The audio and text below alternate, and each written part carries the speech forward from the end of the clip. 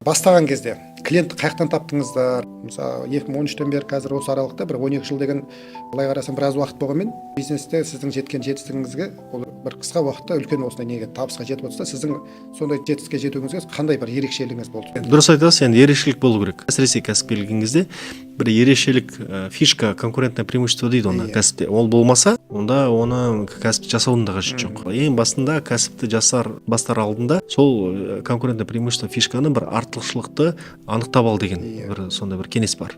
Анықталған болмаса, онда бәсекеге сай бола алмай қаласың. Әрине. Сонда бізде ойландық, енді қалай істейміз? Артықшылығымыз неде болу керек? Бізге кез келген клиент керек емес. Бізге бір-бірімен байланыстыра алатындай клиенттер керек деген сияқты, батыс пен шығысты байланыстыратын. Сонда бізде Қазақстанның бүкіл жерлерінде, бүкіл түкпірінде сондай бір клиенттен болса, онда бізге қолайлы болады. Онда біздің көлікті, вагонды артқа қарай қайтару шығынын азайтуға болады. Мысалы, вагон бағасын санаған кезде жетіп алу бағасын қояды, соны артқа қайту бағасын тігіп тастайды. Ол енді өте қымбат дүние. Біз айтамыз, оны артқа қайту шығынын тіге берсек, онда біз бәсекеге сай болмай қаламыз. Оны бізге артқа қарай қайтармауымыз керекпіз демек. Қайтармау үшін сол маңайдан түскен артқа қайтатын попутный груз дейді ғой, сондайды іздеп тауып алып, олармен міндетті түрде келісіп алуымыз керекпіз. Сөйтіп жаңағы біз сондай стратегия сыздық.